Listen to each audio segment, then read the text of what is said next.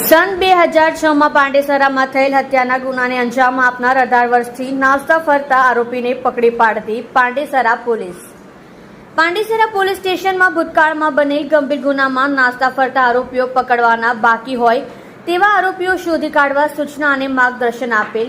જે સૂચના આધારે સન 2006 પાંડેસરા પોલીસ સ્ટેશન વિસ્તારમાં આવેલ ભેસ્તાન ખાતે સળિયા બનાવવાની કંપનીમાં વોચમેન તરીકે કામ કરતા ભોલા કુર્મી નાઓ સાથે નોકરીનો પગાર મેળવવા બાબતે ઝઘડો તકરાર થયેલ, જેથી આ કામના આરોપી નારાયણસિંહ ઉર્ફે રાજુ સિર્ફ સૌરભસિંહ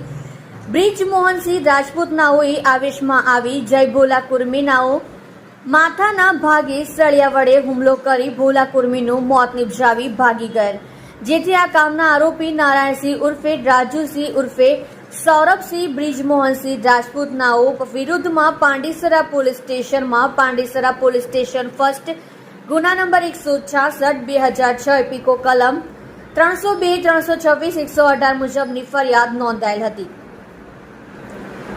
સદર ગુનામાં કામના મુખ્ય આરોપી નારાયણસિંહ ઉર્ફે રાજુસિંહ સૌરભસિંહ બ્રિજમોહનસિંહ રાજપૂત ઉંમર વર્ષ 40, ધંધો બેકાર, રહેઠાણ ગામ દંતોલી,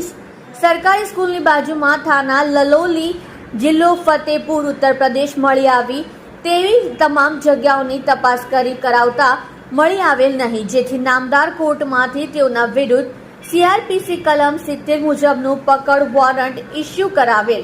સદર ગુનામાં સંડોવાયેલ આરોપીને પકડી પાડવા માટે police inspector Shri NK Kamaliya Pandesara police station Surat શહેરનાઓના સતત માર્ગદર્શન હેઠળ સર્વેલન્સ સ્ટાફના police sub inspector Shri SG Chavda તથા સર્વેલન્સ સ્ટાફના આસિસ્ટન્ટ હેડ કોન્સ્ટેબલ હરપાલસિંહ,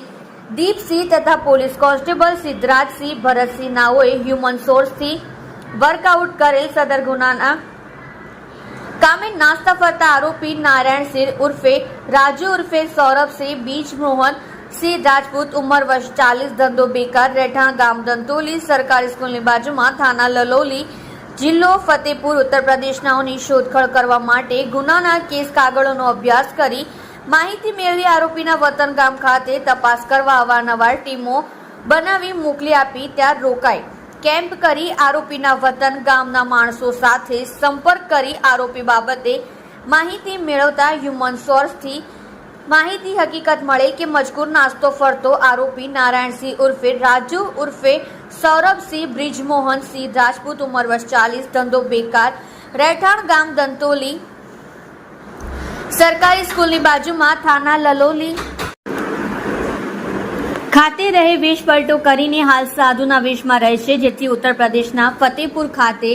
ફરીથી એક ટીમ બનાવી મોકલી આપેલ, જેમાં ASI સંજયભાઈ મહેન્દ્રભાઈ તથા હરપાલસિંહ કનુભાઈ નાઓને મોકલતા ઉત્તર પ્રદેશ ફતેપુર ખાતે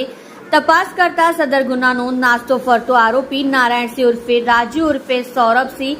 બ્રિજમોહનસિંહ રાજપૂત ઉંમર વર્ષ 40, ધંધો બેકાર, રહેઠાણ ગામ દંતોલી, સરકારી સ્કૂલની બાજુમાં, થાના લલોલી, જિલ્લો ફતેપુર, ઉત્તર પ્રદેશનાનો હોવાનું જણાવતા તેને પકડી પાડી સદર ગુનાની તપાસના કામે અત્રે લઈ આવી કાયદેસરની કાર્યવાહી કરી પ્રશંસનીય કામગીરી કરેલ છે. ત્યારબાદ વધુમાં પકડાયેલ નાસ્તા ફરતા આરોપી નારાયણસિંહ ઉર્ફે રાજુ ઉર્ફે સૌરભસિંહ બ્રિજમોહનસિંહ રાજપૂત ઉંમર વર્ષ 40, ધંધો બેકાર, રહેઠાણ ગામ દંતોલી, સરકારી સ્કૂલની બાજુમાં, થાના લલોલી, જિલ્લો ફતેપુર, ઉત્તર પ્રદેશની સદર ગુના સંબંધી પૂછપરછ કરતા પોતે ગુનો કબૂલતો હોય અને ગુનો કર્યા બાદ તે મુંબઈ ખાતે ચાલી ગયેલ અને છૂટક મજૂરી કામ કરવા લાગેલ, ત્યારબાદ કાનપુર ખાતે ચાલી ગયેલ અને ત્યાં ડ્રાઇવિંગનું કામકાજ ચાલુ કરેલ અને પોતે પકડાઈ ના જાય તે સારું પોતાના નામ સૌરભસિંહ છુપાવી રાજુ નામ રાખેલ અને ત્યારબાદ સન 2014 તેઓનો રોડ અકસ્માત થતા ડાબો હાથ કપાઈ ગયેલ, જેથી તે કોઈ ઓળખી ના શકે તે માટે પોતે સાધુનો વેશ ધારણ કરીને નાસ્તો ફરતો હોવાની હકીકત જણાવી. તમે જોઈ રહ્યા છો KP ન્યૂઝ ચેનલ રાહિલ શેખની સાથે. આરોપીની ધરપકડ કરી છે, કઈ રીતે આરોપીની ધરપકડ કરી, શું ઇતિહાસ છે અને કઈ રીતે તે વેશ ધારણ કરીને ફરતો હતો? पांडेसरा पुलिस स्टेशन विस्तार में हाउसिंग रोड बन रहा था 2006 में, तो वहाँ पे रात को 2 सिक्योरिटी वालों के बीच में झगड़ा हुआ और एक ने दूसरे को सरिये से मार दिया और जो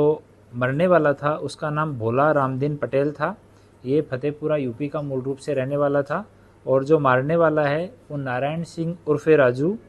सौरभ सिंह ब्रिजमोहन सिंह राजपूत है। ये लल वैली फतेहपुर यूपी का रहने वाला है। ये यहाँ से इसको सरिया मार के और यहाँ से रात को भाग गया था। ये घटना 2006 की है। उसके बाद में ये 2 साल तक करीब मुंबई में रहा। उसके बाद में थोड़े दिन कानपुर रहा, फिर एक ट्रांसपोर्ट की गाड़ी चलाने लग गया। एमपी में इसका एक्सीडेंट हो गया, एक हाथ कट गया इसका, और बाद में ये वापस अपने गांव में चला गया और वहाँ साधु का वेश धारण कर लिया और गांव के बगल में एक जंगल में रहने लग गया। तो बातमी के आधार पे पांडेसरा पुलिस स्टेशन के सर्वेलेंस स्टाफ ने इसको वहाँ से अटक किया है और अभी कोर्ट के सामने प्रोड्यूस करके आगे की कार्यवाही की जा रही है। पैसे को लेके आपस में दोनों के बीच में झगड़ा हुआ था। तो पुलिस के लिए कितना टफ था इसको, इस आरोपी को पकड़ना? काफ़ी मुश्किल था। इसको कई दिन से हम लोग ढूंढ रहे थे। तो टेक्निकल एविडेंस जैसा इसमें कुछ भी नहीं था, टेक्निकली कोई मदद नहीं मिल पा रही थी। तो बातमी के आधार पे ही उसको डेवलप किया धीरे धीरे, और बाद में जब ये वहाँ सेटल डाउन हो गया तो इसकी आइडेंटिटी कंफर्म की गई कि ये वही आदमी है जो वहाँ साधु का वेश बना के रह रहा है। फिर इसका हाथ कटा था तो इसके एक्सीडेंट की डिटेल कंफर्म की गई। उसके बाद में कंफर्म हुआ तो वहाँ से अरेस्ट कर दिया गया।